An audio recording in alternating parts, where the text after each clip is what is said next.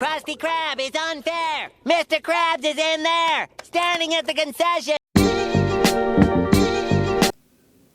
If you guys haven't noticed, Jimmy Butler got himself another problem that instilled trade talks over the past few days, involving his indefinite suspension from the Miami Heat, while in the cusp of trade talks, even though the deadline is just weeks away, under 2 weeks away, if I stand corrected. We're nearing the end, like 1/12 of the year. And knowing deadline talk over near the middle of the season, it's always going to bring over controversy. Knowing Jimmy Butler's,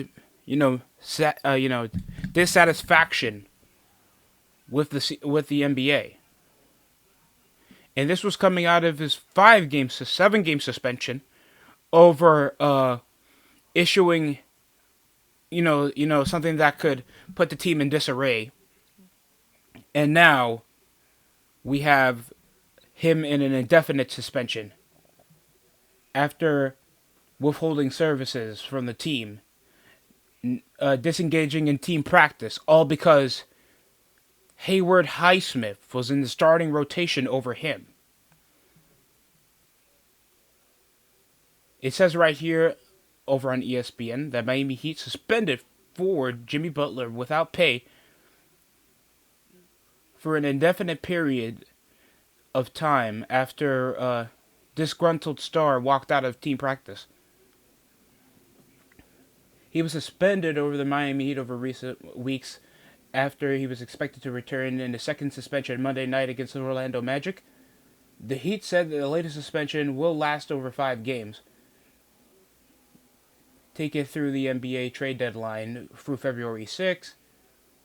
Replacing him in the starting lineup was Haywood Highsmith. He did record like a scoreless. I think he only had like 0 points, 2 points, 2 rebounds, like 4 assists.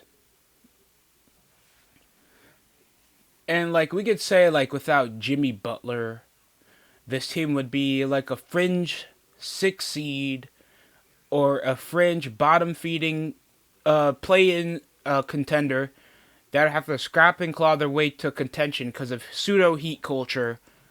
And, Haywood Highsmith over me? Type of bullshit. And he'd rather go over to the Phoenix Suns that are recorded 8th seed, the Golden State Warriors that are recorded 11th seed, and there's been links over to the Milwaukee Bucks that would sacrifice their aging, injury-prone depth, even though they're 4th best in the Eastern Conference, and probably a more comfortable seeding, knowing that you got an MVP candidate out of Giannis Antetokounmpo with Damian Lillard, and a young rotation that's holding their weight with a more top-seeded, opportunity out there. I'm shocked, and the only links that he hasn't been interested in was the Memphis Grizzlies. In my opinion, and I'm going to say this hinting over the side of Jimmy Butler's perspective and the Miami Heat's perspective, or frankly, Pat Riley. Jimmy Butler is obviously a major commodity and has been a vocal point of all this past success that a team of their caliber wouldn't be able to go through that you would expect the Boston Celtics to achieve over the span, or the New York Knicks or the Milwaukee Bucks. But Jimmy Butler over not really a blockbuster supporting cast of Tyler Hero, Bam Adebayo, when they had Caleb Martin, PJ Tucker, Kyle Lowry, Kevin Love, Haywood Highsmith, Max Strus at the time, Gabe Vincent, and turned them into 2 NBA Finals appearances over the span of 5 seasons, becoming always a consummate threat, all-NBA player, especially around the postseason over his coasting of the regular season, and then walking out over practice, contending all because a nigga took your spot that's played more games than you, and not trying to make the dissatisfaction of the team not getting the players that he wanted, and then you walk out. That's why it's always a double-edged sword when you get a guy like Jimmy Butler, because he's an outstanding player, but he's not a primary option, and Pat Riley knows this, because this is the same conversation that we had over possibly near 10 plus years ago when Dwayne Wade was a declining commodity and he didn't have his body in the right suit to be a long-term investment that Pat Riley wouldn't get until he got an extensive what was a second round trade over when he was on the Cavaliers after his stint in Chicago, just to play with LeBron James for a few weeks, and then he swans on back for his last dance on Miami Heat for a playoff exit against the Sixers. So that's just how this comes to play. While the Miami Heat is a 6 seed, a game above 500, above the Orlando Magic, in a pseudo-competitive Eastern Conference, where they possibly could topple over as a mid-seeded team that can stay over competitive, but likely won't be able to get over to the promised land. So I can understand Jimmy Butler's disgruntlement that the Miami Heat are not with an ambitious cycle to compete for an NBA championship anytime soon. And they're just holding over on their young talent and instilling a culture with players that are probably not going to develop above one All-Star appearance, injury reserve, top seed, deep playoff run, but just can't get the job done. And people would coincide this with Jimmy Butler just doing Jimmy Butler things, and when he feels dissatisfied, you'll know it. Especially with him wearing team jerseys, teasing other teams in the trade talks, using the team's color schemes like he did with the Phoenix Suns when he wore his Jimmy Butler shoes over in a game once. I remember he was using green. He was using green for his hairstyle. I guess that was a highlight for the Milwaukee Bucks. And just saying that, oh, I'm back. I'm healthy. I'm ready to play. I drop 18, and you put this motherfucker over me after a third suspension and under a season.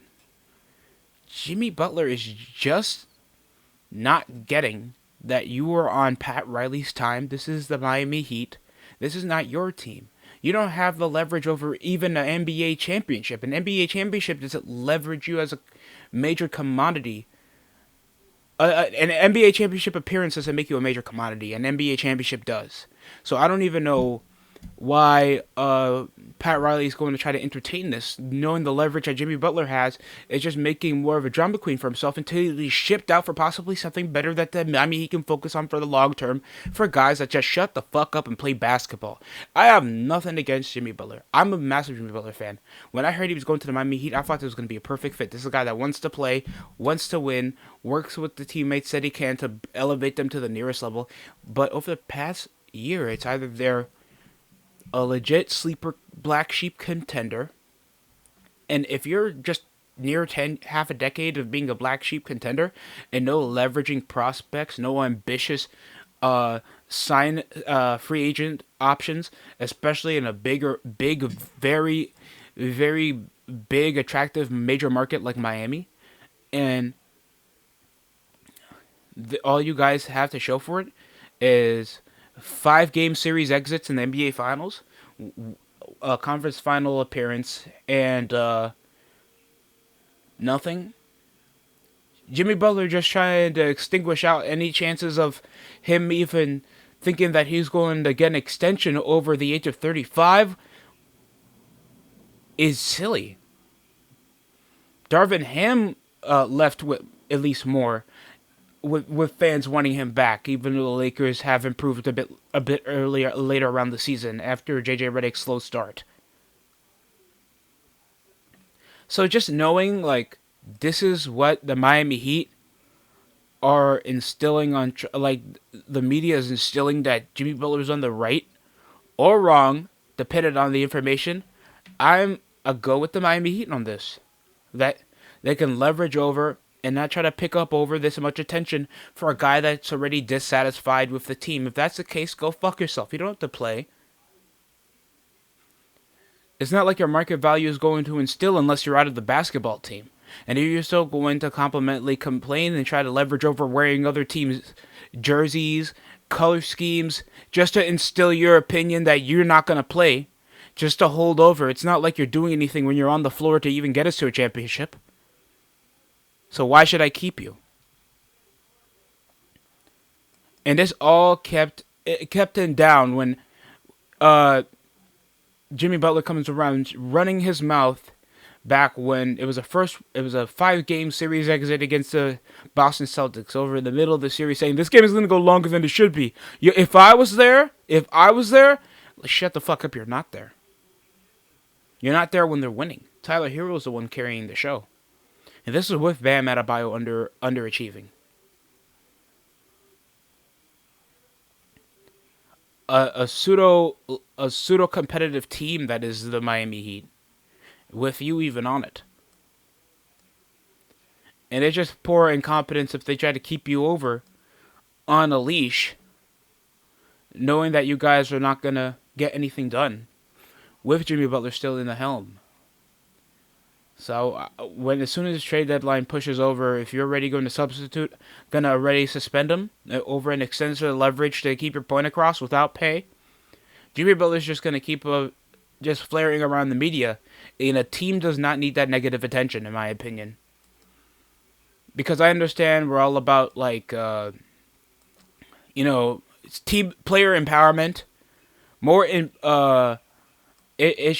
players, the franchise don't give a damn about you. Of course, it's a business. No company gives a shit about you. But when it comes to a team aspect, knowing that there's other guys there busting their ass, this job has other guys that rather put their body on the line than a certain somebody that rather just talk shit